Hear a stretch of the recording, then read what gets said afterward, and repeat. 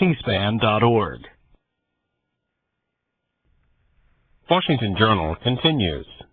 We want to welcome Congressman Aaron Schock, freshman Republican from Illinois. That includes the Springfield and Peoria and Decatur, Illinois area, the 18th District. Thanks for being with us. Thanks, Steve, for having me on. You're going to be testifying before a House Senate committee today looking at these vacancies, including the vacancy in Illinois. What's in your bill? Well, my bill works within the confines of our Constitution. One would argue our most sacred document that we have as a country, and acts very swiftly to find a solution to this problem. There are two bills being debated, one that requires a constitutional amendment, my bill which does not. Simply put, it would require a special election within 90 days of a Senate vacancy in any state. Currently, there are some states that allow for special elections. This would simply give that same right to every voter in every state, regardless of where they live in the country. It would also allow for the state to pay for half of the special election and the federal government to pay for the other half.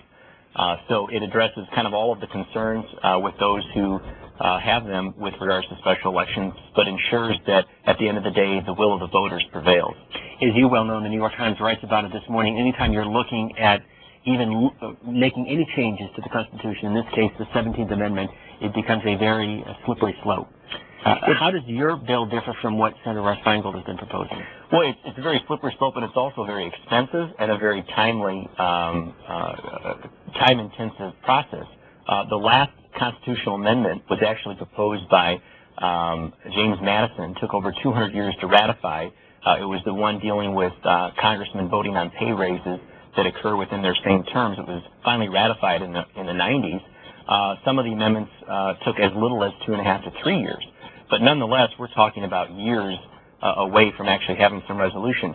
Mine simply could be passed into law and enacted immediately, and not only would affect the vacancies in the state of Illinois, but just in the past several months since that vacancy in Illinois, we've seen vacancies in Delaware, in New York, in New Hampshire, and invariably there are going to be more in the next couple of years that would not be affected if we went the Constitution, amending the Constitution route.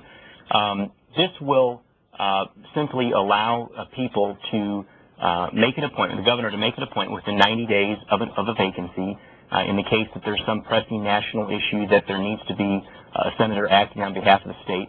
But then that appointed senator would have to stand before the voters for election within 90 days, and ultimately would give the voters the opportunity to weigh in. An interesting fact, I think, is that even with the governor's appointments, when they have to stand before election, throughout history's time, with over 100 years that governors have been making appointments, just a third of those appointed U.S. senators actually win re-election, which I think underscores the fact that the governors are not in touch with the reality of what the voters would want, and that those appointed representatives are not, in fact, the people that the voters would ultimately choose to represent them in Washington if they had the opportunity to choose. But based on that, if you are a governor of a state and you're going to fill an appointment, and then if your bill were to be signed into law, within 90 days there'd be an election, would that then lead the governor to select somebody who has either deep pockets or a lot of money in the Political Action Committee in order to withstand what would be a 90-day campaign that would be intensive in terms of advertising in a state like Illinois, New York, California, or elsewhere? Sure, and I would venture to guess that that's in the minds of many governors to this day when they make an appointment. If they're trying to keep that seat for their party, they're often choosing the person that they think would be the best candidate, has maybe deep pockets, or perhaps can do something for them in the case of Illinois. Whatever those reasons are that are not pure, it's clear that it's not in the best interest of the voters, and ultimately the people who need to speak, the people who are without a doubt qualified, supremely qualified to choose the electorate of the state is the electorate.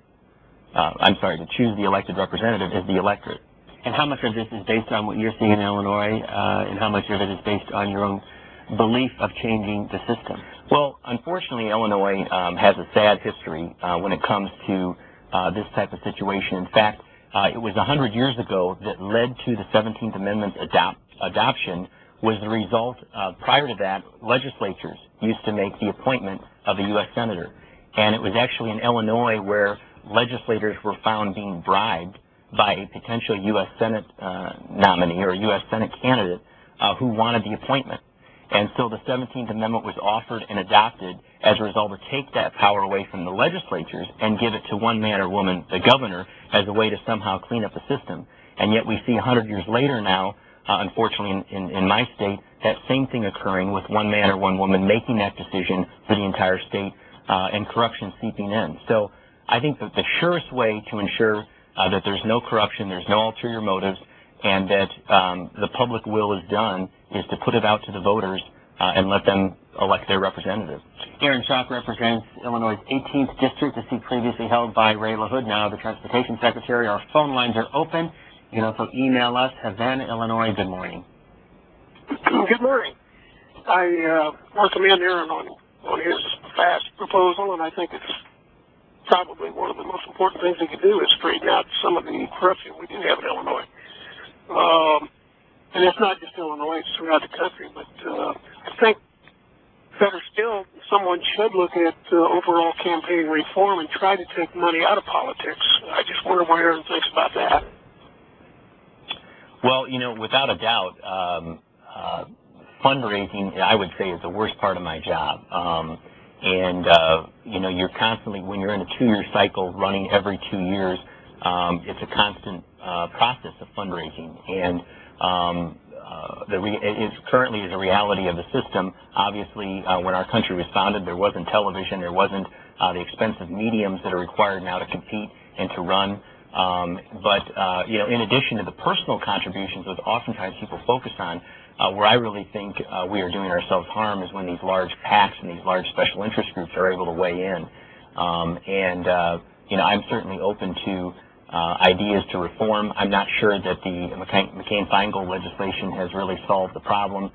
In many cases, it's only exacerbated the problem because there's no limit on what individuals can put into the system, and so it puts somebody like myself, who's not independently wealthy, at a competitive disadvantage when there's people who get in the race that can spend, you know, $1 million, $5 million, $10 million of their own money, and yet, you know, the average citizen who wishes to run for office has to compete with them with their friends or neighbors' $10,000, $100,000 donations. Honolulu, Hawaii, you're next. Good morning, caller. We'll try one more time for Honolulu if you're with us. We'll go on to Bel Air, Maryland, independent line. Good morning. Good morning. Hi, how are you? Good morning. Hello, good morning. How are you? I support what the congressman was saying about the reform. They need to reform the whole system. Only the rich people can be dominated by the governor, but we the people need to talk. Earlier election to appoint will be much more better. Also, I have to say something about what you said before about healthcare reform. There are a lot of people who call out of the country to just have a baby in U.S. And they will let America with the bill and go. Most of these people are rich where they come from. The problem about that is when their kids turn between 16 and 20 years old, they come back to U.S. and claim all the money they can claim and let the taxpayer with the bills. I'll stop you on that point. Thank you for the call. The second point on health care, which we were talking about earlier, but let me pick up at the caller's first point and ask you specifically with regard to states like New York, or Delaware, or Colorado, where there were also vacancies, or New Hampshire, where there might have been a vacancy, and Doug Gregg continued with his nomination as Commerce Secretary. Did any of those governors do it right? Well, I think each one of them presented different situations. You had the governor of Illinois, our governor, who is currently there now, replacing Blagojevich, who said he wishes there would be a special election. You had the governor of New York, Governor Patterson, who said he wishes he didn't have to make the appointment and wishes it were a special election. You had the situation in Delaware, of course, where there's some controversy there, whether there was a placeholder put in place for Mr. Biden's son. You have the New Hampshire situation, which was a potential situation which didn't occur, but that was kind of a backroom deal where there was going to be a placeholder, if you will. So again, not real pure, not real open, not real clean processes, and I guess underscores the need for reform. Next call is from Hoover, Alabama, for Congressman Aaron Schock, Republican of Illinois. Go ahead, please. Good morning, ma'am. I appreciate your effort at reform, but I would suggest to you that you're going the wrong way. I would rather see the 17th Amendment repealed and send these elections, whether they're special elections or regular elections for senators, back to the state legislators. In my view, the founding fathers gave the states representation in the legislature through the senators. In other words, equal representation for each state. As it is now, states have no representative in the federal government. Which is something we talked about earlier. Did you want to follow up on that? Well, I certainly appreciate that view. I would disagree and point back to the purpose of the 17th Amendment, which was to try and reform the original system, which led to corruption, which led to candidates who wished for the appointment going to these individuals. It may be 100, it may be 120, depending on the size of the state and the size of the legislature, and trying to trade favors, in some cases engage in bribery to get that appointment.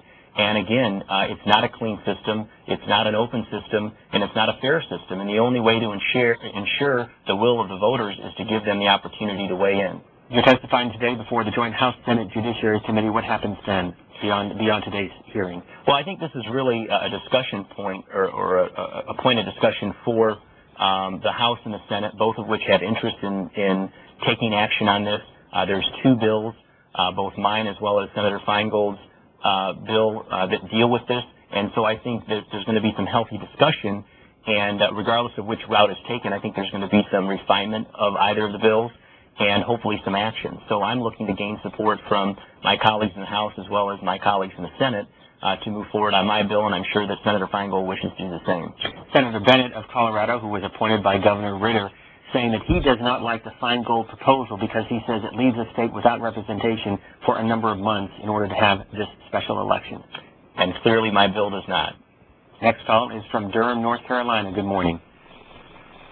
Good morning. The question I wanted to ask, and it may have been answered already, the question I wanted to ask is, why was the appointment power given to governors originally, and what was the rationale? If you could go into a little bit of depth about that, please. And let me just add to that, it's different for the House vacancy versus the Senate vacancy, so those Correct. issues collectively. Yeah, well, for the House, as you know, a special election is required.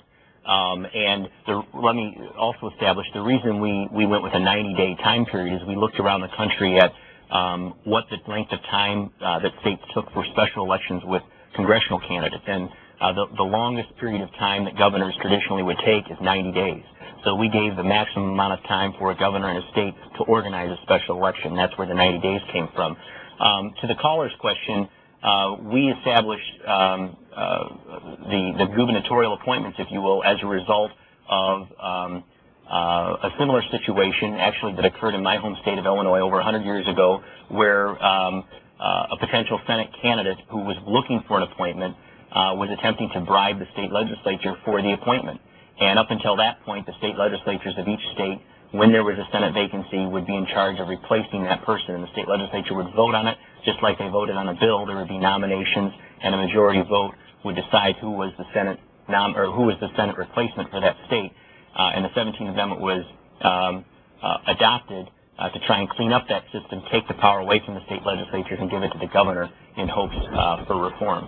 Have you had any conversations with your colleague, Senator Burris? Not about this issue.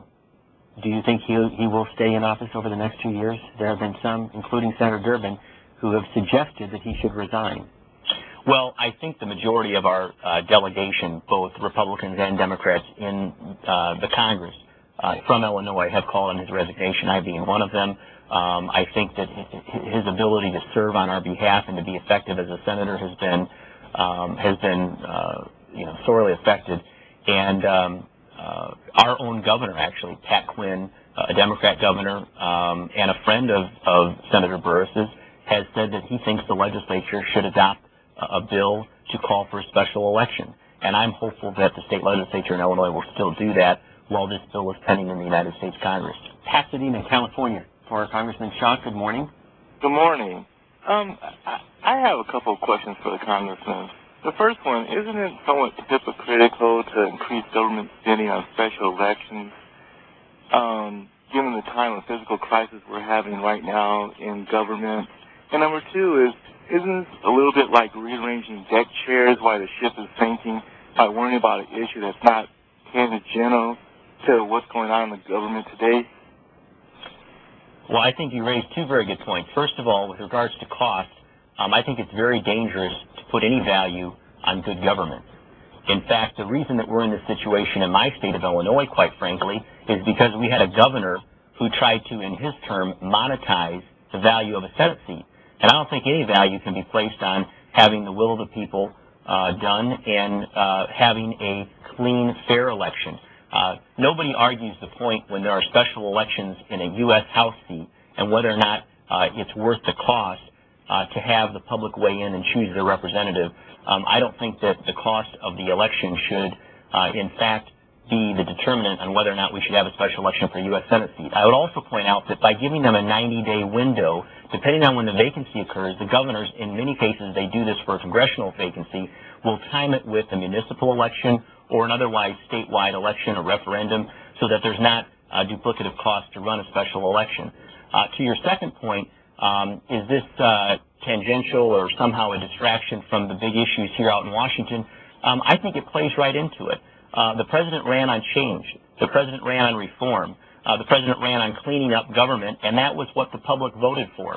And I think this bill and reforming the way the U.S. Senate vacancies are replaced is part and parcel of that, cleaning up government, offering reform, and giving power back to the people to weigh in on who's making decisions before them. They don't like the backroom deals that are being cut. They don't like the quid pro quo and the shenanigans that are being played out right now in Washington or back in our states when these vacancies occur, and I think the people want change. Have you had any conversations with anyone within the White House on how they feel about this? I have not. Next call is from Rancho Mirage, California. Good morning. Good morning. I just kind of had a thought that what would happen, I have two questions. First of all, what would happen if you just left it vacant? It would change the makeup of the majority or whatever.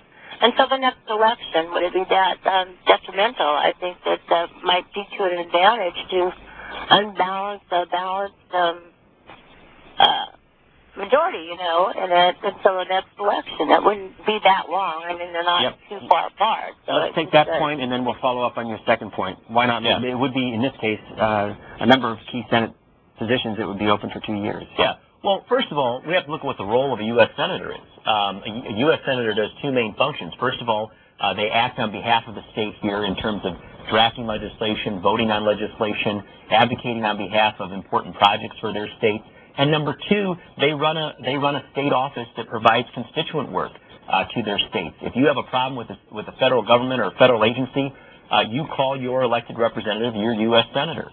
And so to create a vacancy where that office would basically be shuttered for months or potentially years at a time would, I think, do a disservice to the voters and the taxpayers of that state who have who have the right to have an elected representative. I'm mindful of the old adage, taxation without representation, and they deserve to have someone there to provide constituent service for them and their family and friends when they need help with the federal government, and also someone who is acting on their behalf in the U.S. Senate if a vacancy occurs. And your second point, caller? My second point is I'm on permanent disability, and I have a very small 401k plan, and it's like started at $9,000. Goodness knows where it's down to now, but just a suggestion so that people could be helped where I could even get my medications that I need. But to get that money out and not have to have half of it taxed, I don't see how that could help some of this extra money we're spending to bill people out. Let us bill ourselves out and not be penalized for it. It would pay for a lot of months of medication for me.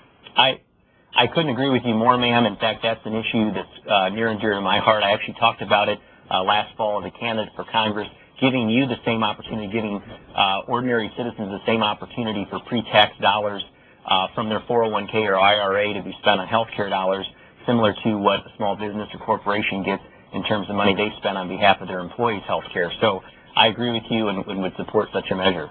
It is day 51 for the President, for you and your colleagues in the 111th Congress. It's day what? 60, roughly. As a freshman representative, what's the experience been like? You know what? It's been a complete honor to be here. There's not a day that I don't walk up the steps of the Capitol and get a tingle down my spine and feel very, very fortunate to the people of my state for sending me here to represent them. It's a lot of work. It's trying times. Make no mistake that, I'm very concerned as an American citizen about the direction of our country and the economic situation that we're in. Every weekend I go back to my district. I hear from folks like the last caller whose 401k and IRAs have been cut in half and sometimes worse, and they're very concerned. People are losing their jobs. The economy is in a bit of a stumble right now. And so, what we do here, I think, is very important in terms of, getting economic recovery, creating an environment where people can get back on their feet, small businesses can start going again and employing people and growing, and also to restore faith and confidence in the markets and in investors. So, there's important work for us ahead, but it's an extremely awesome responsibility. And I think the most important work we do, though, is back home with constituents, the people who call my office, who need help. Being able to solve those problems, even in the first couple of months, has been extremely rewarding. At the age of 27, you have to be 30 to be in the U.S. Senate. Any interest in possibly running for that, either in a special election or down the road? I am very happy with my responsibilities as a U.S. Congressman. And like I said, I'm very, very grateful for the opportunity to serve. I was sworn in January. I have to file petitions in September to run again already, less than 9 months away. And I intend to run for re-election, hopefully, if the voters will give me that chance again, and continue to serve them. Fort Worth, Texas. For Congressman Aaron Schock of Illinois, good morning. Yeah, good morning. Good morning, Congressman. Good morning, sir. The idea of an amendment to the Constitution over this issue kind of strikes me as odd. Being that you're a Republican, and Republicans being very strong on states' rights, or they used to be, I don't think they were in the last 8 years. You couldn't have told me they were strong on it based on what happened. But as a Democrat here in Texas, I am also somebody that's strong for states' rights. Mm-hmm. And I don't think it's really any business of our Congress or our senators to get involved in something like this, where you're going to be mandating what the process is for a state. Let me give you an example of why I say that. You take a little state like Delaware or Rhode Island, who's got, let's say they've got somebody like Senator Biden, who has been there since he was almost your age as a senator. And they were pleased with the work that he had done for them. And now he hands in his position on the Senate, and he goes in to be the vice president. Now, he has a son who's a hero who went to Iraq and who had probably every intention to try to take that Senate seat. But you know what? That's okay, because that appears to be what the majority of the people want in Delaware. I'll stop you on that point. We'll get a response. Well, sir, with all due respect, if that's the will of the majority of the people of Delaware, my bill would give them the opportunity to say just that. But I do not believe that this position, either a U.S. House member or a U.S. Senate position or the presidency, is in somehow some type of a gift that you can give from one generation to the next. These are positions that are given to us who serve by the electorate. At least that's what I believe it should be. And if and when the people decide that they do not wish to have us representing them, they have the ability every election to replace us. And so I don't care whether it's the state of Illinois, whether it's the state of Delaware, or the state of Texas. I think all voters ought to be given that responsibility. And with respect to your point about the federal government deciding the process, I don't think the governors ought to decide, nor the federal government ought to decide. My bill simply gives that responsibility and that voice back to the people. And so, again, I think it's the cleanest, fairest way to replace a U.S. senator.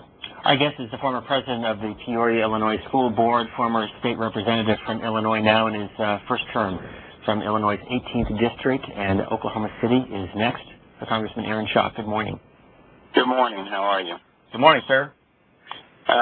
First, let me express it's really refreshing to see someone like yourself who has a constitutional perspective, and it's nice to have that in Congress, fresh blood. I think it's something we've needed. I admire your approach to the voting situation relative to replacement of senators for two reasons. One, special interest from my perspective, and the money that goes in there, we've just spent billions of dollars, so, go figure.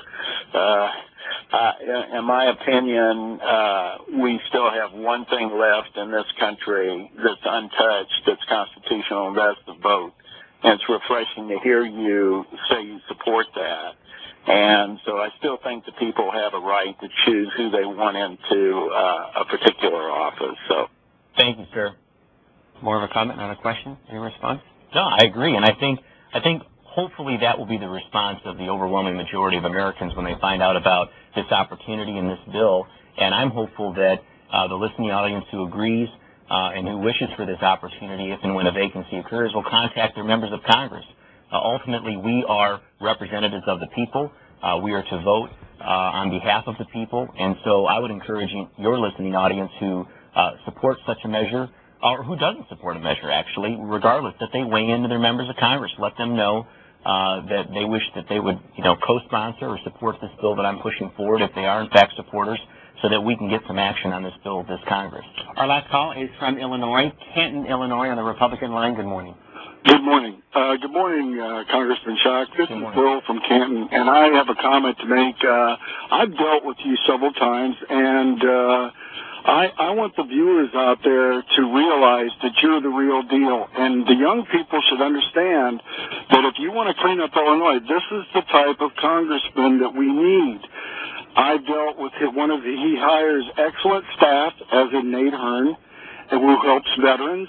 And this congressman, he is the real deal. There is no hidden flaws in this man. He represents the people of Illinois.